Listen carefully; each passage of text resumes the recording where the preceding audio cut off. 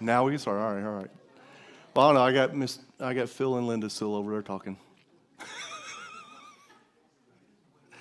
All right, just a couple things just to bring to your attention. This Sunday night, we've talked about it, you've heard about it. King James Boys will be here, a gospel bluegrass group. They'll be singing during the evening service. We'll be taking a love offering. Come prepared to give, come prepared to be blessed, come and bring people with you. We'd love to have a large crowd. I've been posting at different places all over. We've had several people who have responded to it, so that doesn't mean they'll come, it just means they responded to it. So we'll see what happens, but we're looking forward to a good night, Sunday night, so excited about that. Some prayer requests, man, let me just say, there's a lot of stuff. It's been a crazy week, and it's Wednesday, and it's just been a crazy week. Brother Ken's here. Pray for Brother Ken, his family. Miss Marie passed away yesterday. There'll be a funeral service Saturday morning. Saturday there'll be a funeral visitation at 10 o'clock, and the service will be at 11 here at the church, and the burial will be after that, and that will be in Greenville at a cemetery there. But just pray for them. He's got family from California, places that will be flying in, traveling. And so just keep all of them in your prayers as they go through all of those things. Just kind of a big thing going on over there. Today also, I had a funeral for Miss Kelsey's grandfather. And so I didn't do it. I just went and attended, but just a lot of things going on there as well. When you get to my father-in-law, last Saturday it was, man, this is bad. He may be gone here shortly. And then this morning yesterday afternoon, this morning, it was like, hey, he's doing really good, possibly go home tomorrow, the next day.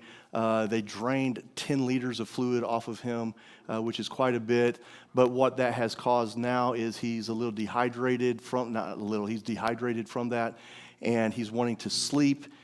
They were wanting to not give him IV liquid fluids, but just have him drink fluids in.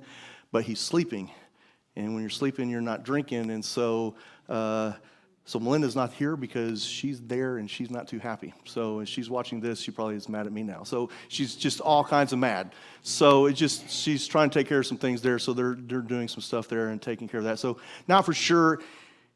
If it goes okay tonight, I don't know what's going on. He's supposed to come home tomorrow, so we'll just see if that still continues on, but we'll see where that's at.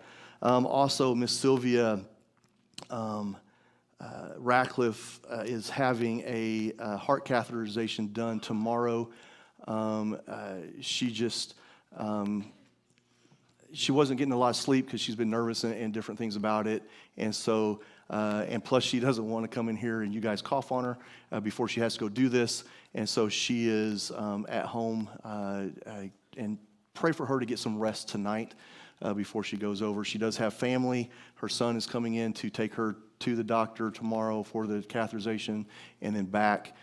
So she's got those things covered and taken care of. Just pray for her as she goes through this. Let's see. Let me do this here because I know. There's things going on here.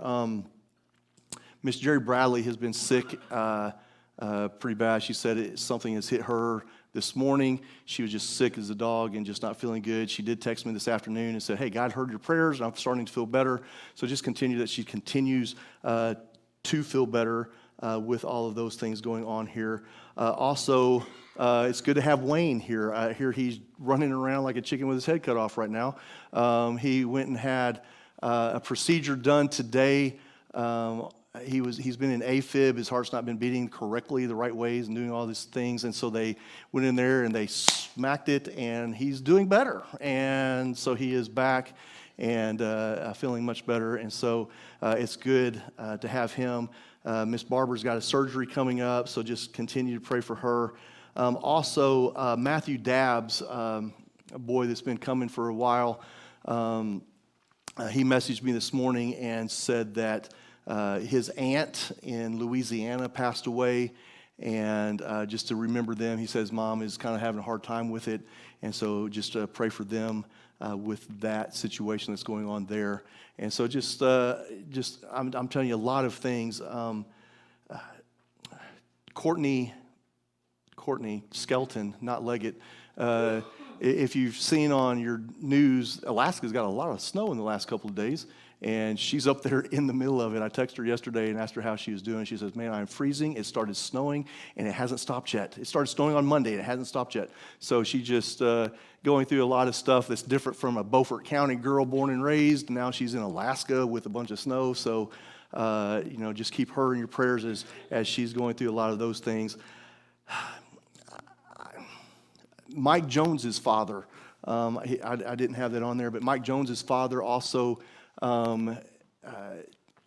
is having some heart issues and some different things that they're looking at with him, and he's been up in the hospital in Greenville, so keep him in your prayers as well as he goes through this, both spiritually and physically for him. Just keep him in your prayers for a lot of those things. So there's just a lot of things. There's a lot of stuff that's on our prayer request list in the paper here, but I'm telling you, since I woke up this morning, there's been all kinds of things. It's just been happening all day today with several things. And so I just remember those things. Remember the stuff that's here on our prayer request list and the different stuff that's going on there.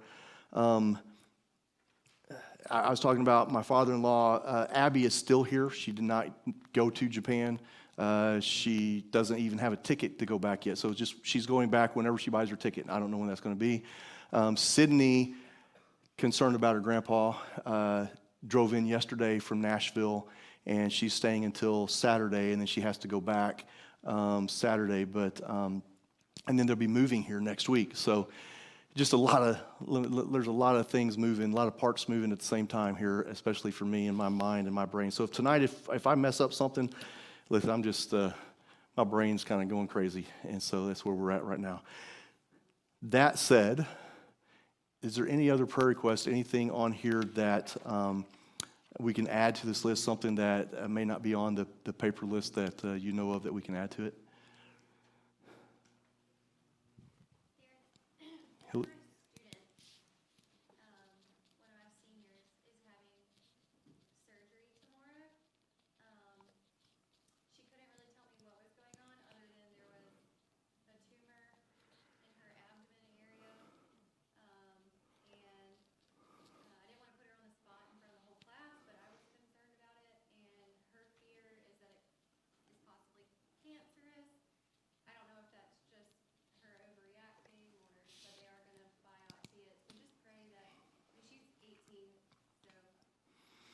Yeah, a lot of nerves is when you talk about surgery and all that stuff. Yeah, I'm sure she's nervous about that. Mr. Marty?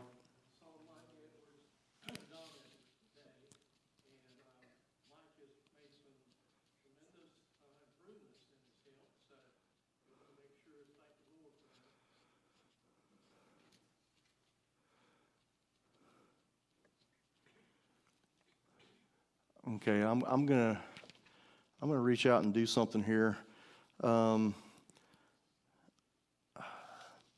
don't think it's a secret, and so he's watching online. But I don't think it's a secret. But I'm gonna go ahead and say it because this is something we've been praying about for the last year-ish.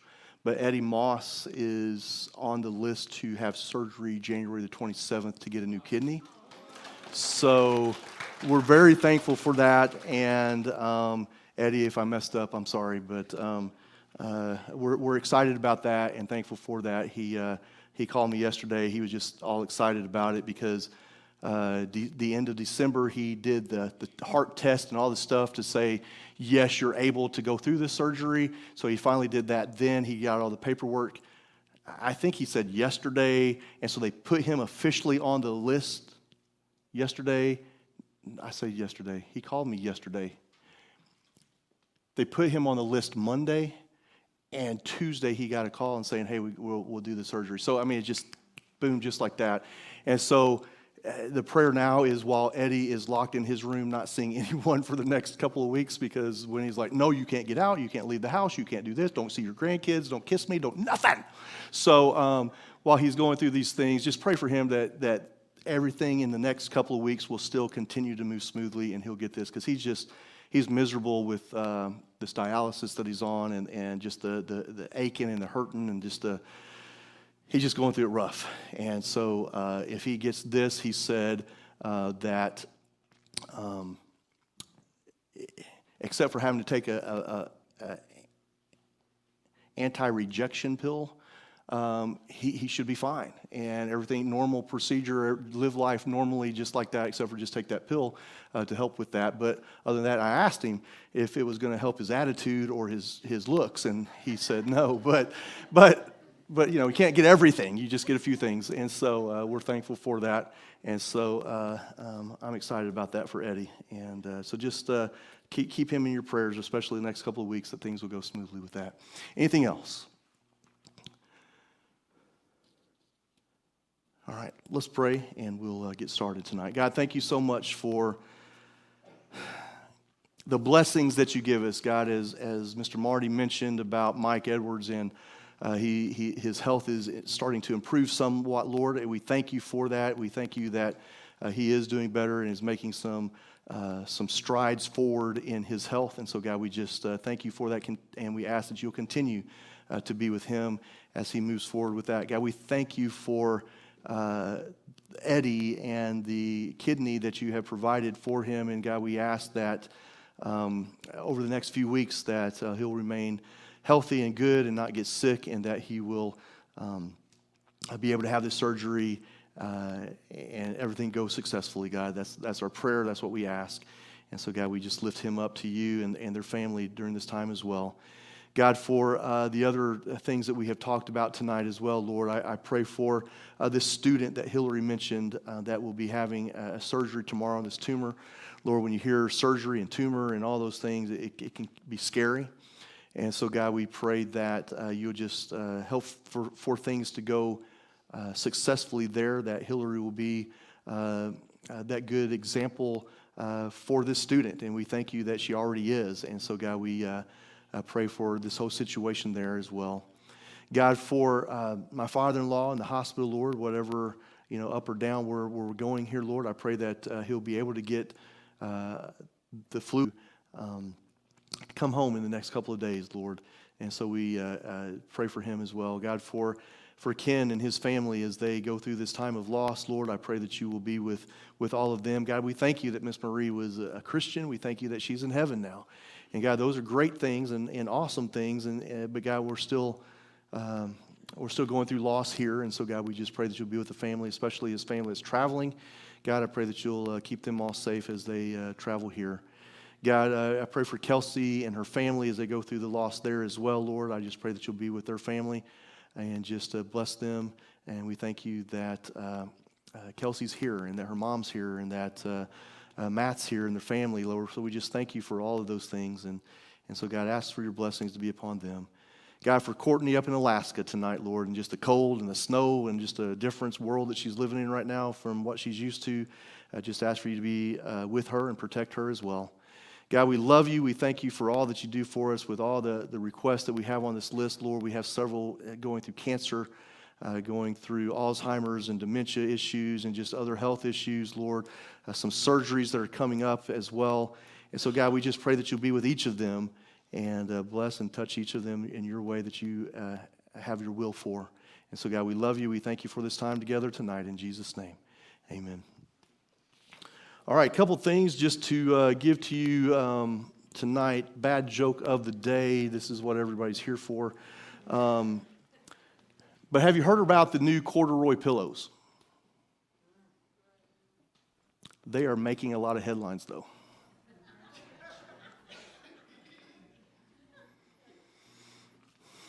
Let that sink in. You'll get it here in a second. All right. What is a guitar player's favorite Italian food? Anybody in here? I don't see them specifically right this second, the ones that I know of.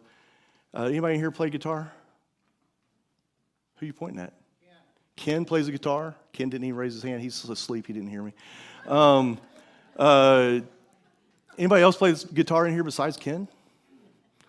All right, so you guys need to learn how to play some instruments, number one. Number two is, what is their favorite Italian food, a guitar player's favorite Italian food? Ken, do you know? It is stromboli. Ah, look at there, stromboli, strum that guitar. All right, and then this last one is just kind of item of information. I ordered a chicken and an egg on Amazon, and I'll let you know.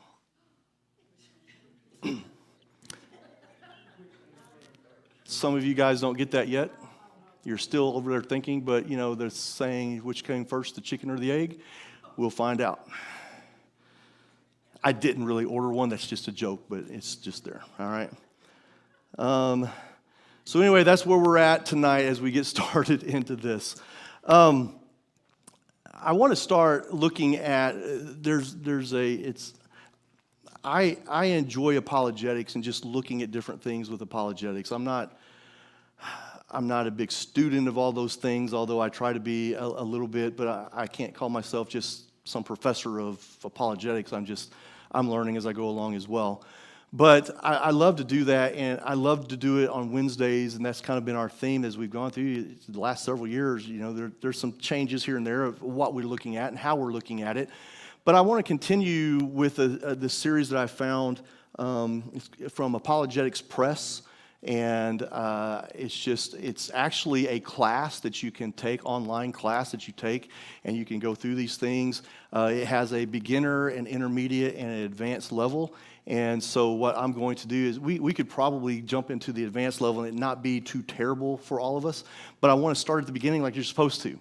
And I want to go through everything because everything that you're going to get in the later stages of this stem from right here. It's rooted right here. This is where the foundation begins. And so we need to know all of these things as we move forward and progress into this. Apologetics is basically knowing what you believe and why you believe it. It talks about who is God and who is the Bible and all those things. And we're going to look at some of those things as we go along. We're not going to get into everything with that. But today I want to look at the many faces and causes of unbelief. I could have put a bunch of pictures all in black and white of people like Charles Darwin and stuff that go in there that you would hear and think, oh, yeah, those people don't believe anything. But these are some pictures of some people that you may know of, that you may see today. They're actors and actresses and different people that we know. And I can't go through all of them, but Keanu Reeves up here. Keanu Reeves has stated that he's an atheist and he does not believe that there is a God. Brad Pitt has stated that there is no God. Angelina Jolie, I don't know if they're related or not, but they used to be. But Angelina Jolie does not believe that there is a God. I can't think of the girl's name. It just escaped my head down here on the bottom.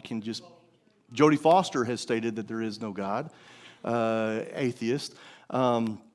Jack Black has stated that there is no God. Daniel Radcliffe has stated there is no God.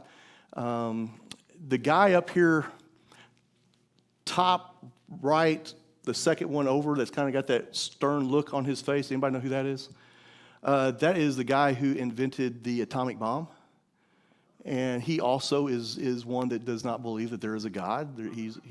Yes, Oppenheimer guy. He does not believe there is a God. He was atheist. And so we have all these things. There's comedians. There's other people that you wonder why Hollywood puts out some of the stuff they do, because a lot of people in Hollywood do not believe that there is a God and they don't follow him. And so I want to ask you a question here just to get your opinion for a second. Why do you think many obviously intelligent people prefer to believe that there is no God? They won't have to answer for their sin. That's good. It's easier for them. No accountability. They don't need God. It's unpopular in their profession, and they're out there to make money in their profession, and so you got to take the route that's going to be most popular for them. Some of them you think, how could you even be a Christian and do some of the things that some of the people do? Yeah. What else? Anything else? And listen, these people are not dumb. You know what I'm saying? They don't lack intelligence. They're smart people. I mean, the one guy up there, Oppenheimer guy, he invented the atomic bomb. I mean, you have to be pretty smart to know how to figure out those things. And so you have a lot of these people that do. Albert Einstein. You know, hey, smart guy. He didn't believe there was a God. And so we see all these things that are happening. And as we look at a lot of these faces and a lot of these things, humanity prides itself on its freedom of choice. We can choose what we want to do, what we want, how we want to live, what we want to do. Human beings are free moral agents who have been given the right to make their own decisions. That's what God has done for all of us. He's given everybody the right to make their own decisions. They had the freedom to do that. Each person decides what they want to wear. Listen, you guys got up this morning and you decided what you wanted to wear. Now, probably some of you men, if you're married, your wife's picked it out for you. You didn't have a choice. But most of the time, we decide what we want to wear. We decide what we want to eat. If you want to eat, how much you want to eat, all those things, you decide those things on yourself. Where you want to go. But most important, each person decides what he or she believes. They decide it. They make up their own mind. This is what I want to do. Listen, I can't save someone. I can't make you believe in God. I can't make you not believe in God. I can't make you do anything. You decide if you're going to believe in God or not. You decide all those things. Just like this other stuff, you decide that. In a speech that was given in the Old Testament by Joshua, the leader that came after Moses, Joshua, in this speech, he allows us to see just how free each one of us can be if we choose to believe in God. And so when he was speaking to the Jewish nation here, he's preparing to die here shortly. But as he's giving this speech to the Jewish nations thousands of years ago, Joshua said this in Joshua 24, verse 15. He says, "And if it is evil in your eyes to serve the Lord, choose this day whom you will serve, whether the gods your fathers served in the region beyond the river or the gods of the Amorites in whose land you dwell. You choose what you want to believe. But as for me and my house," and I'm going to change that, "we choose to serve the Lord," is what he said. We will serve the Lord. This is what we choose. You choose what you're going to do, but we have chosen this. And so he's giving them, hey, this is the freedom that you have in serving God. Choose him or don't choose him. That's your choice. It's what we have to do. So Joshua's point could not have been any more clearer at the time. The Jews, just like every other nation, every other individual person around them, not just the Jewish country, the Jewish nation, the people of Israel, all the people had the freedom of choice to believe or not to believe in God. You choose. And I could say that same exact thing to you here tonight. Choose you this day whom you're going to serve. Whether the gods that the Hollywood people try to promote, whether the gods that you don't believe that are there, the gods that your family may have served on the other side of the river. But as for me, my choice for me and my family is we're going to serve God. But you have to choose on your own. That's the choice that you have to make. So, as they look at this freedom, however, always comes with responsibility. Freedom comes with responsibility, and we have to understand that. With freedom of choice comes the responsibility to think carefully, to choose wisely, and to act forcefully. Those are the freedoms that we need to be looking at, that we need to understand what's going on with that. And therefore, it is the responsibility, because of that, is the responsibility of every human, regardless of who they are, to recognize, believe, and obey, to recognize truth, to obey truth, and to believe truth. It's their job that, hey, we need to find truth.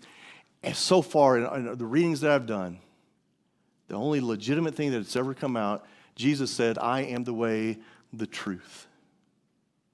Jesus said he is the truth. What we need is the responsibility of every human, because of the freedoms that they have to choose what they want to do, they need to find out what is the truth. If I'm going to choose my own way, well, what is the truth? I don't need to be following lies. I need to follow the truth. So that's the responsibility that we have. But I want you to see something here. Generation Z, someone that was born between 1997 and 2012, basically the ages of 14 to 29 years old. That's Generation Z. Now, I said 14 to 29. That's based on this is 2026, but we're only, 8 days into 2026 or something like that, 9 days in, whatever. I don't know where we're at. But whatever we're at, we're only a few days into the year. So most of those are really ages 13 to 28. But Generation Z, if you think about that age group, those people, they are significantly less religious than the previous generations before them. My generation, your generation, I don't think there's anyone in here that would fall into the ages of 14 to 29 right now. We got a couple close ones, but I don't think we have any that, well, we got a couple in the balcony up there, yeah. But that generation of young people, most of them are either up here, a couple of them, and there's some that are back in the back in Stuart's class that he's teaching right now. But a lot of them, they don't believe that there's a God. They identify as atheist, as agnostic, or having no religion in particular, which those people are called nuns. Not N-U-N, but N-O-N-E, nuns. They don't believe in anything. There's nothing that they refer themselves to as spiritually, religiously, and so they're called the nun. They have nothing. There's none there. And so they refer to them that. And so you see this generation, and you see a little bit of some stuff for them, that age group. They have easy internet access. And this easy internet access that we didn't grow up with, but it exposes them to very diverse viewpoints that they can get, whether they're true or false, but they're all out there and they get all this stuff that's hitting them left and right. But one of the other things that I want you to see here that I think is important with that age group is they have less religious upbringings to contribute to where their religious is today, where they are standing in their religion today. They weren't brought up to do that stuff. I mean, you see that a lot. You see that a lot. You have people that the kids make the choices on whether or not they're going to go. Oh, well, they're not feeling good, and so we're going to stay home. Or, oh, they got to sleep over. They got this, and so the parents say, oh, that's fine. So they're not bringing them up to contribute to say, hey, church is important. God is important. You need to be there. You need to be a part of those things. It's healthy for us to be together. We was talking about this today at Kelsey's grandfather's funeral for a minute, how Tyler and Audrey had not seen each other for a few weeks because flu. Everybody was sick and all this stuff going on, and so they hadn't seen each other in a few weeks. So they come in here, was it Sunday? They come in here Sunday, and they saw each other, and they go, hey! And they go running, about took each other out with a hug. They're in the middle of the parking lot out there because they about plowed over each other. But they were so excited to see each other. Both of them could not wait to get to church, to see people. Tyler, we're still working on coming to church for God, not for Audrey, but we're working on those things. And it's good because, listen, we need each other. Can you watch church at home? Can you do stuff online? Yeah, you can, but it's not the same as being here together.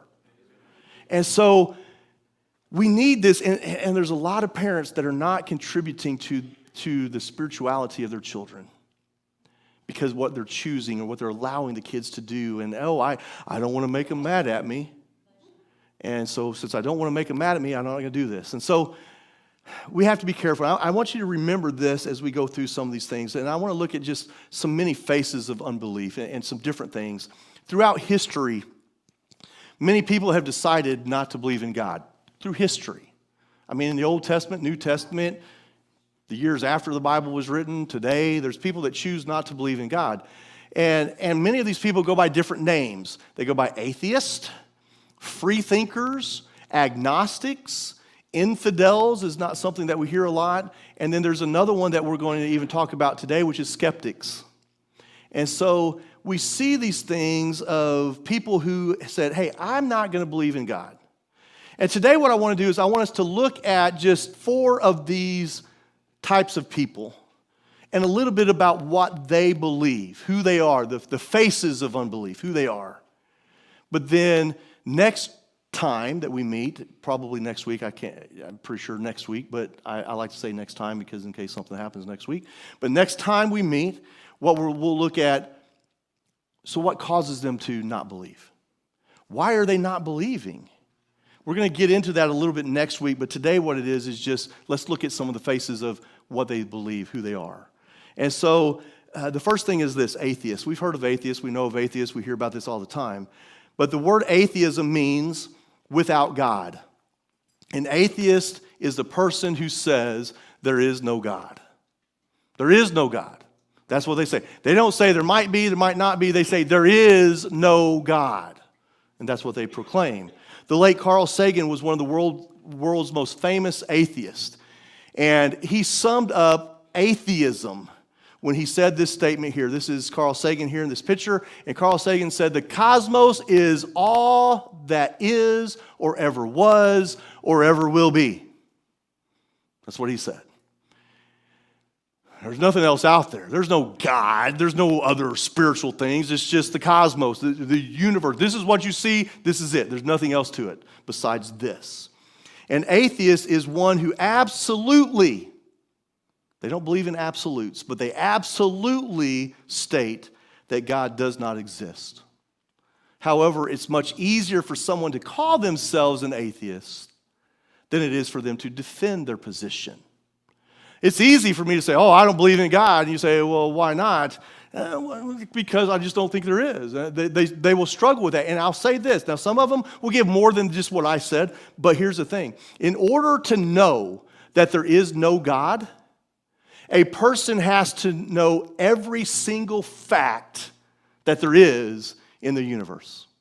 They have to know everything about everything, all facts that happen all over the world, all over the universe. They have to know everything in order for them to proclaim and state authoritatively, there is no God.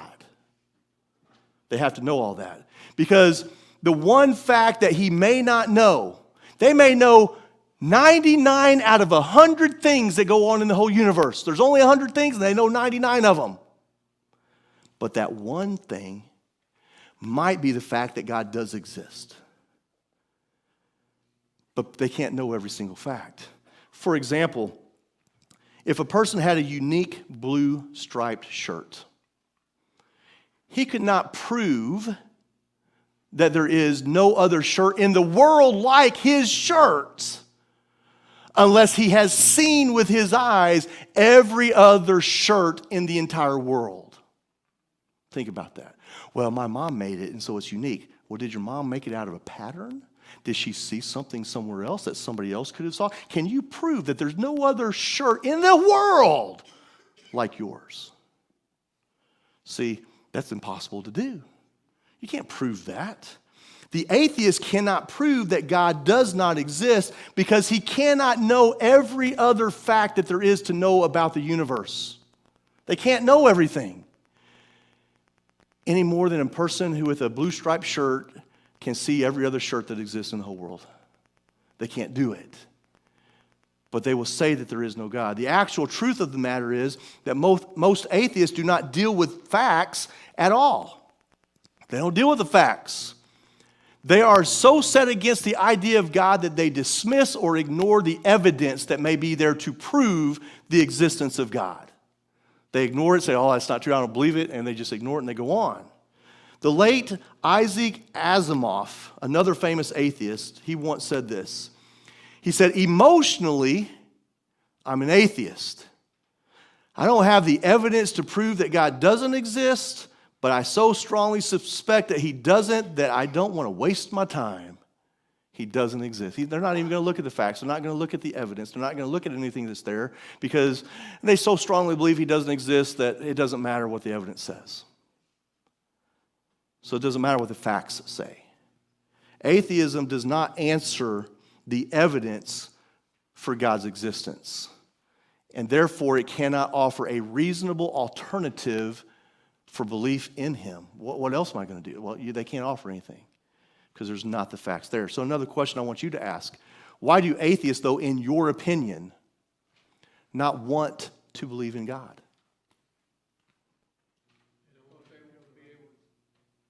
Go ahead. Because they want to be able to do things their way. Okay. Right? They don't want somebody else to be in control of their life. Accountability goes back to that again. What else? Anything else? To them, they are the God in their life. They are the God in their life, right? Why do I need God? I got me. So that's the atheist viewpoint. Second thing I want us to see is this, agnostics. You've heard this word. You see it. A lot of times we'll say that agnostics are just atheists, but they are a little bit different. And I want you to see the differences that are there. The word agnostic means without knowledge. The agnostic does not boldly proclaim that God does not exist like the atheist does. They don't say, oh, there's no God at all. Instead, what the agnostic does is he suggests that no one can know whether or not God exists because there's simply not enough evidence to base a conclusion of. There's just not that. He might exist, but listen, when I go to Bulgaria, there's a lot of people in Bulgaria that in my opinion, are agnostic, not atheist. They don't necessarily say, there is no God. They say, listen, have you seen my life and the world that we grew up in communism and we grew up with this and we grew up with these things? If there is a God, I don't see him acting and doing anything. There's not enough evidence that's out there to prove that there is a God. So that I don't think there is a God. They don't just boldly go out after it. They just say, hey, maybe. In essence, then, agnosticism says, I don't know, you don't know, nobody knows, and nobody can know if there is a God. We don't know. Nobody can know. So that's the agnostic. They don't say there is no God. They just say we can't know. And so that's what the agnostic says. Agnostics frequently point out that man cannot know everything and that he never has been able to detect God with his limited mind and capabilities.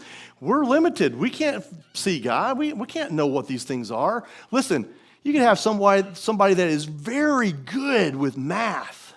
I mean, they're a genius. But they know nothing about history. But they can do math, so they're limited. I mean, they're very good at this, but not so good at this. And you can do other subjects and other things in there. I mean, you got some of the smartest people in the world. I mean, geniuses that if you throw a ball to them, they can't catch it. You have to be careful with these things. So they say that we are so limited, we can't know all these things. And so thus the agnostics suggest that people should just quit searching for God. You can't find out, so just quit looking. There's no way that you're going to figure these things out. We have limited minds, and so you need to stop. But what the agnostic fails to realize is that this concept has to work in both directions. Their thought process says that man must be unable to reach up to God. We can't reach God. We can't figure out God. We can't do those things. We can't get to him. Therefore, if we can't get to him, what they're saying is, and God can't get down to us. He can't reach down to us, and he can't show us that he's there because we can't reach up to him, and so we have to see that. But God is not unable to reach down to man. And we have to understand that. God is not limited by the same constraints and the time and knowledge that humans are. He's God. The creator of the world. He created everything that's out there. He's been since before time. He always has been. He's not restrained like we are. And so if God wants to come down and reach out to man, he can. An infinite God could make himself known to us at any time, any way he wanted to. And there's nothing to prevent him from doing so. Now listen, I hate to tell you as a pastor, I've never had God speak to me in an audible voice that I know of. I've never had Darren do this. Man, I wish he would sometimes. I mean, it would probably scare me to death, but it would be awesome to, hey, God, is this what you want me to do? Yes, do this. Instead of me trying to figure it out on my own. And sometimes that's difficult. I've never had that. But you know what? There's nothing that would prevent God to do that, because in the Old Testament it talks about how he did speak to people like that. If he wanted to right now, he could. I believe with all of my heart that if God wanted to come and sit right here, he could come and sit right here. There's nothing that prevents him from doing those things. Nothing at all. In fact, I believe that there's a lot of evidence that suggests that God does make himself known to us all the time. I think God comes to us in different ways. I mean, listen, I didn't personally, but some of you guys may have. Did you see the sunrise this morning? I mean, listen, as sure as the sun rose today, the sun's going to rise tomorrow, because God is the creator of the world and God's in control. God, he can do what he wants. He shows himself all the time, all the things that he does. The agnostics' claim of I can't know really is a mask that they put on to hide the fact that they realize that there probably is a lot of evidence out there to establish the existence of God, but I can't explain it away. I can't disprove it. There's these things that are out there. I'm just going to say, no, we can't know. And that's what they do, to hide those things. Perhaps, think about this, perhaps the agnostic cannot find God for the same reason that a thief can't find a policeman. Well, listen, if I just robbed your house, I'm not going to go up to a policeman and say, hey, how you doing? Look what I did.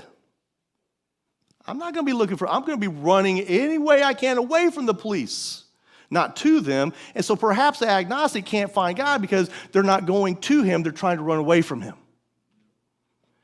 And so they don't want to see these things. They don't want that proof. So I mentioned maybe a few things that some evidences, but what are some evidences that you see maybe that suggest that there is in fact a God? What are some evidences that you see?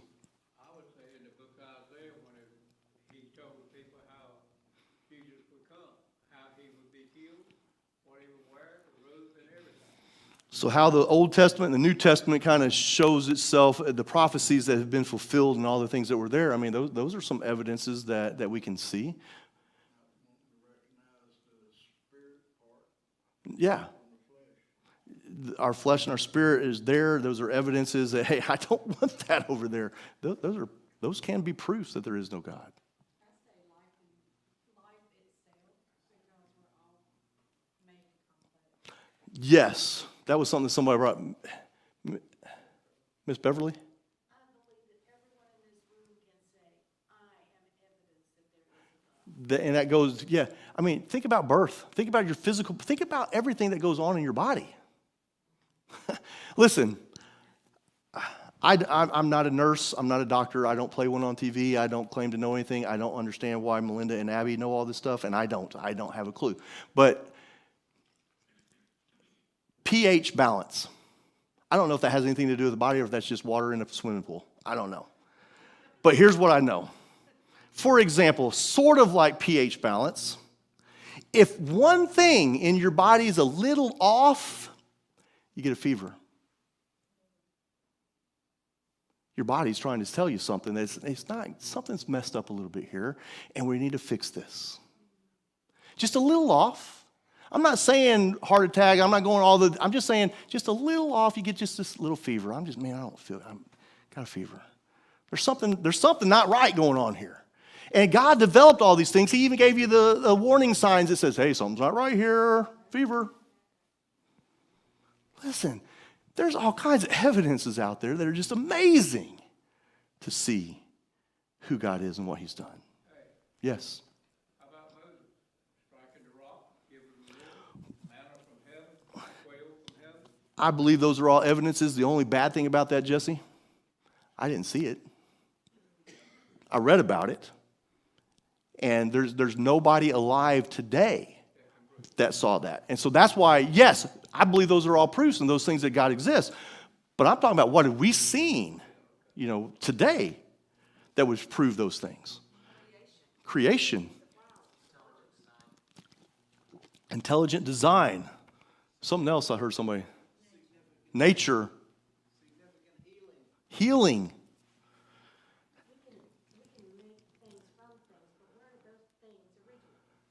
Where did it come from? Yeah, I can build a house of wood, but where did the wood come from? It came from a tree. Where did the tree come from? It came from a seed. Where did the seed come from?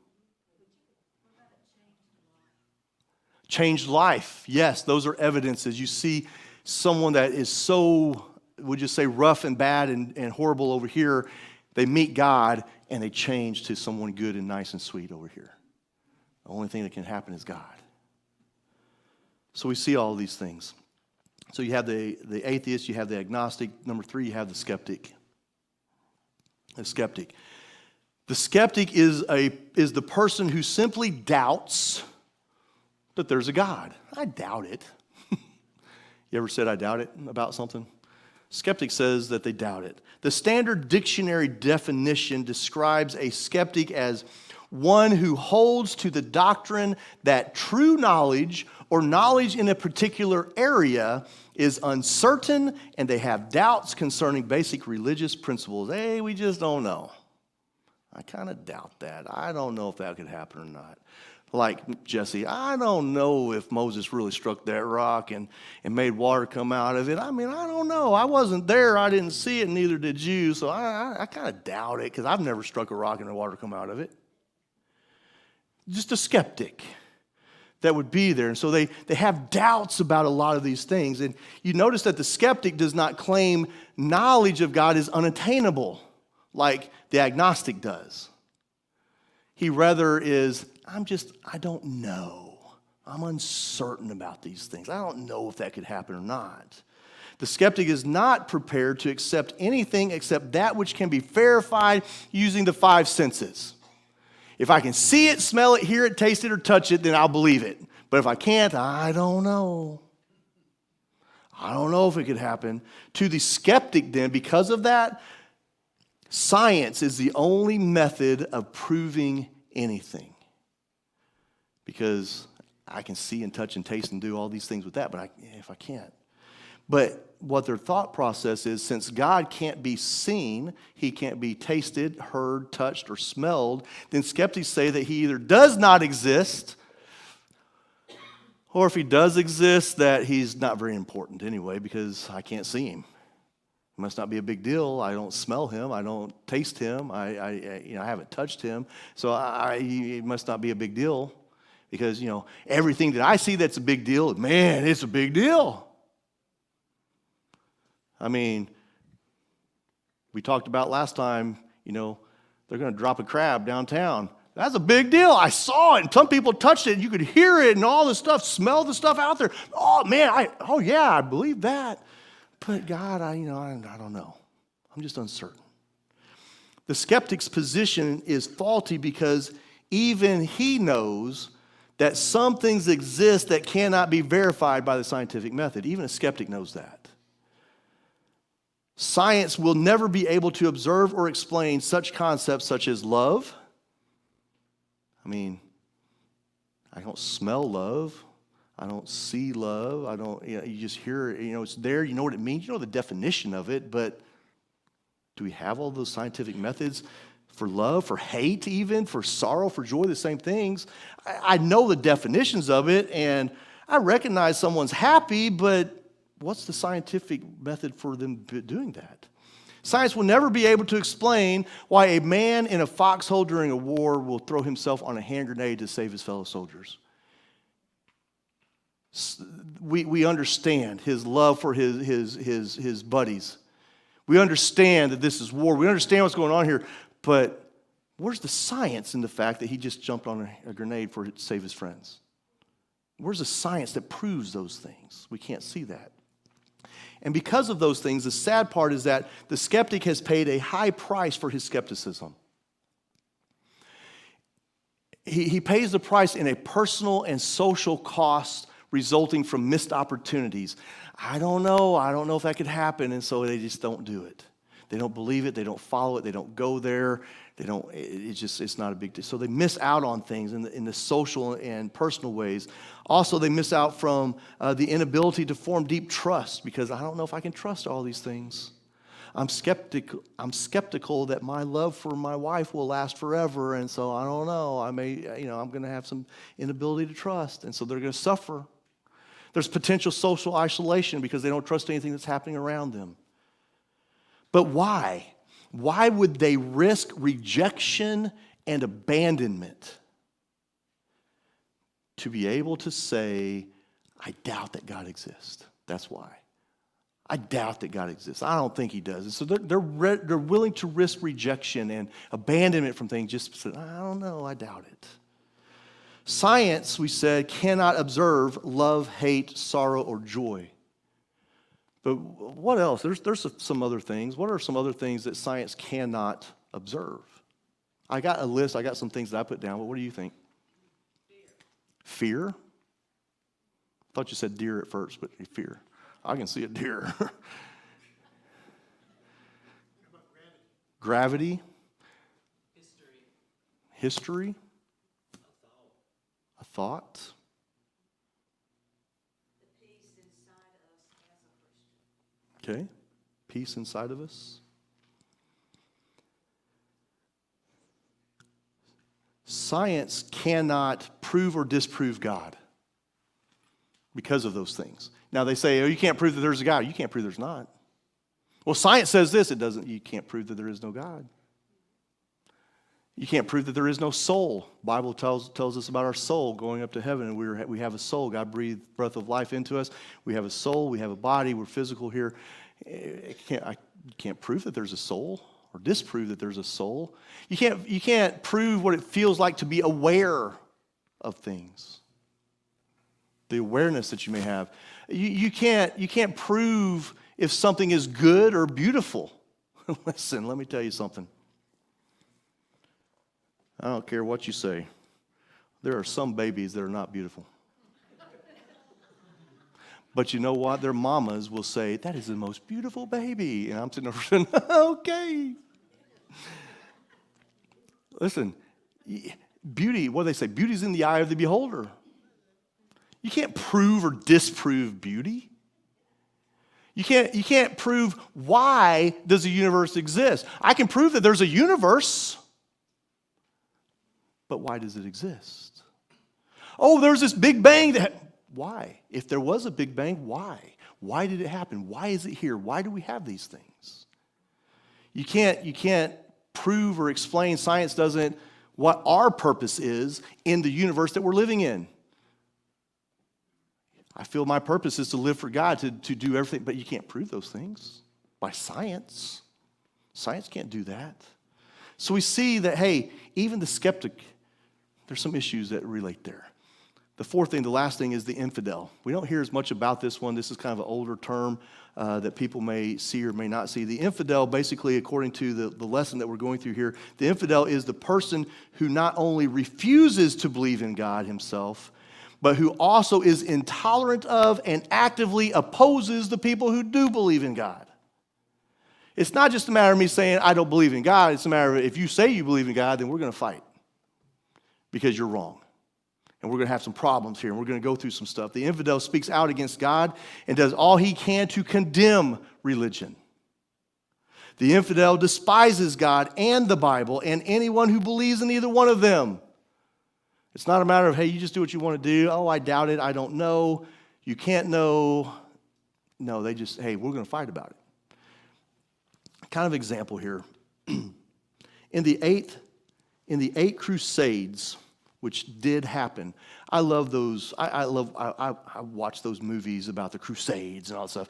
One of the big things that I will always remember is Robin Hood.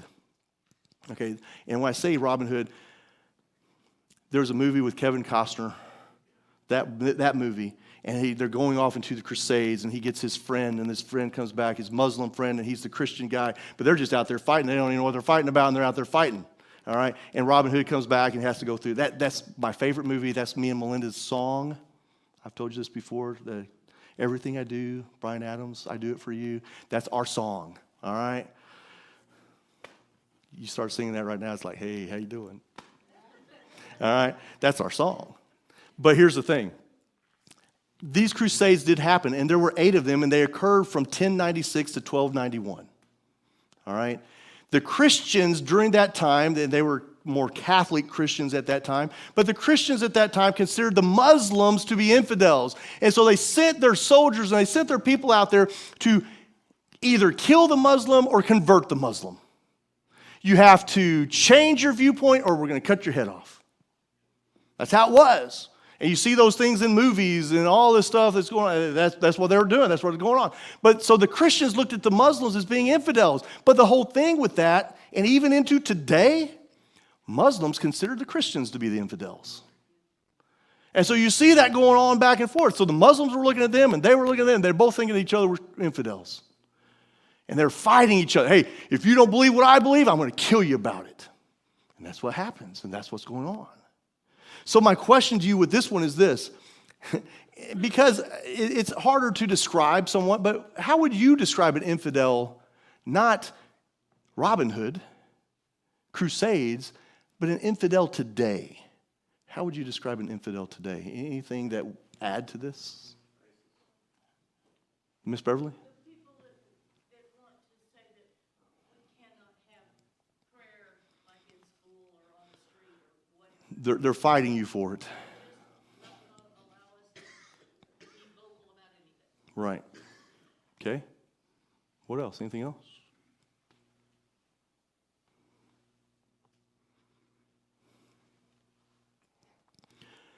All right, I want to finish with a couple verses that I want to throw at you this evening to think about as we go and depart from this subject.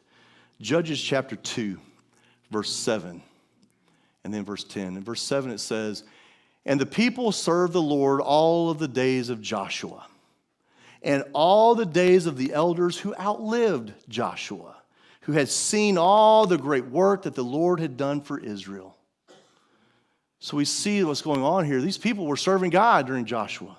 Even a little after Joshua. I mean, they were serving God and they were doing it. They saw all the great works that the Lord had done for them. All the great things and all the stuff that had happened.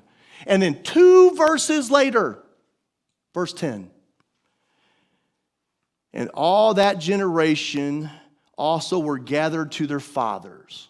The ones in verse 7 had died.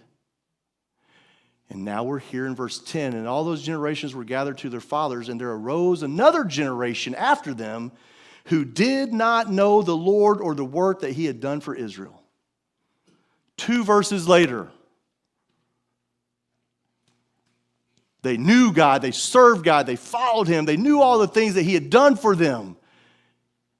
And then the next generation, they didn't know anything. Didn't even know the Lord, didn't know anything about it. Think about that verse, those 2 verses for a second. Psalm 14, verse 1 says, "The fool says in his heart, there is no God." We've looked at those things here.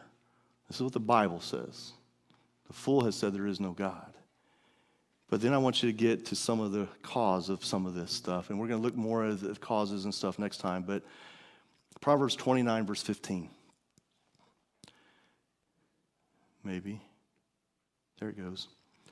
"The rod and reproof give wisdom, but a child left to himself brings shame to his mother."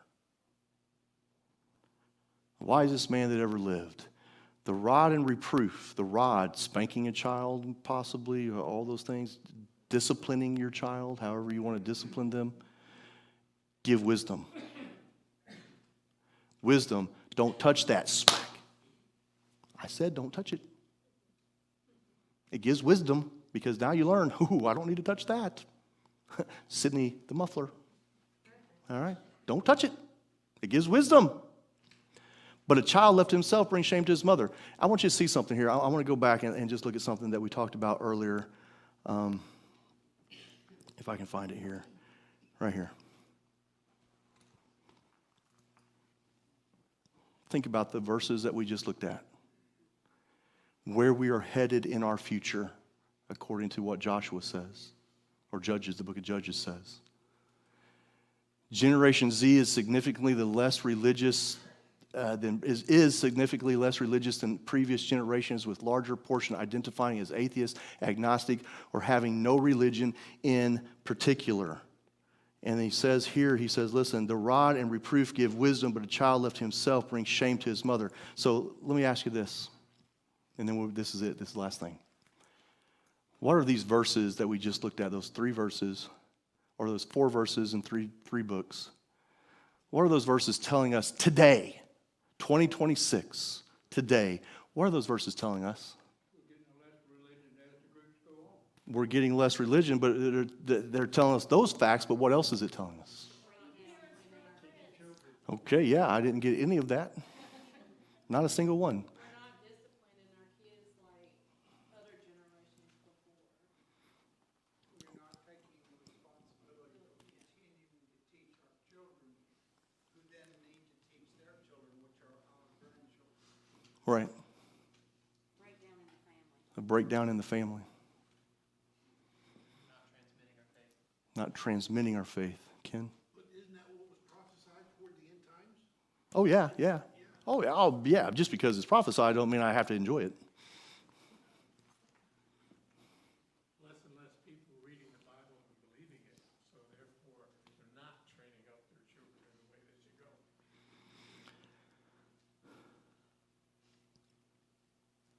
I mean, think about when you were growing up.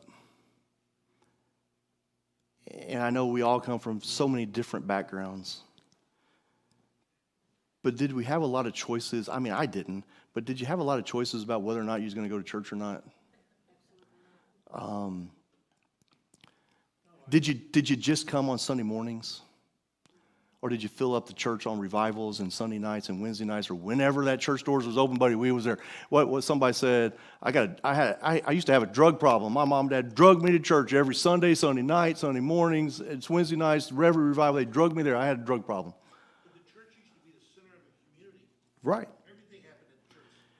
Sports, community activities, everything happened Oh, yeah. at the church.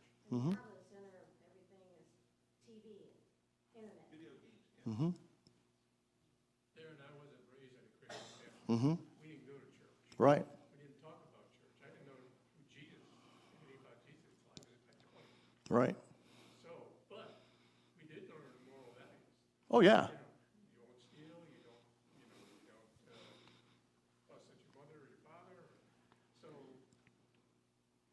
people back even in my association, most of my family was that way.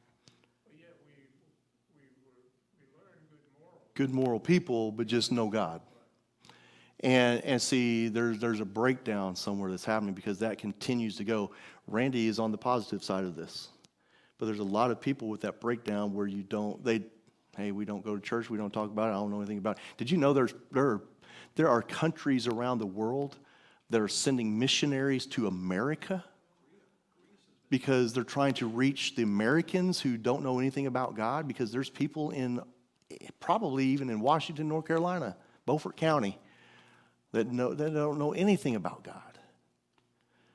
There's been a breakdown somewhere that's messed up, and eventually what happens here is that generation were gathered to their fathers, people have died off, and there's generations that are rising up who do not know the Lord or the work that he had done for them. There's people that know that today. That's today. That's the world that we're living in right now. They're falling away from him. We got parents that Sunday morning, man, we got to be in church Sunday morning now. But they won't be here any other time. Even if we have it open, if we're trying to persuade them, even if we're trying to do something. Listen, we got people that they'll just show up if they're involved in something. If I'm going to be a teacher, I'll be there. But if I'm not going to teach, I'm not going. I'll be there if it's my turn to play the piano. I'm not saying our pianists do this, but there's areas similar to this. I'll be there if I'm supposed to play the piano, but if I'm not supposed to play the piano, it's not my month, I'm not going to be there. Whatever it is. Oh, I'll sing special music, I'll be there for that, but if I'm not singing special music, then I'm not going to show up. If it's Sunday night and we're having food, I'll come, but I'm not going to come any other Sunday. Why is the first Sunday of the month, the last year, and this month, the highest numbers of the rest of the Sunday nights of the month? That doesn't mean you can't come the rest of the Sunday nights. It means you're coming for something. If I'm not getting anything, I'm not coming. You see what that says? There's stats that are showing it. Yeah.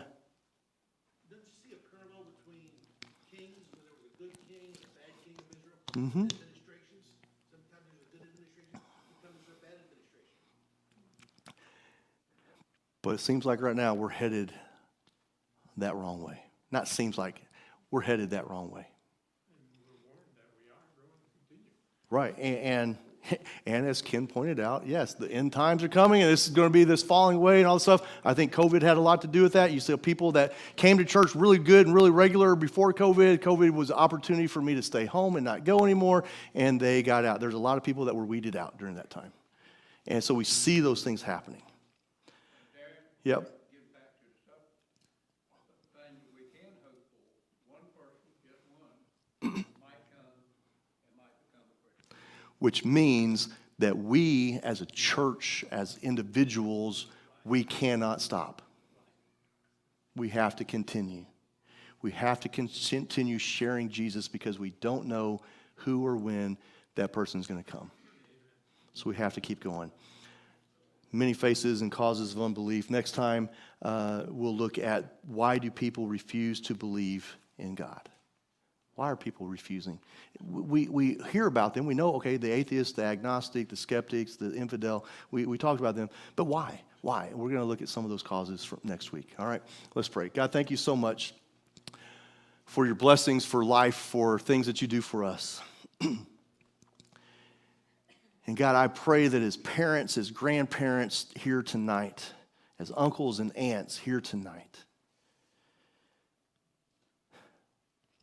that God, we will do the best we can to influence our children, our nieces, nephews, grandchildren, to be involved with God, to be involved in the church, to be involved in these things that are going to mean eternity for them and not just a good time today.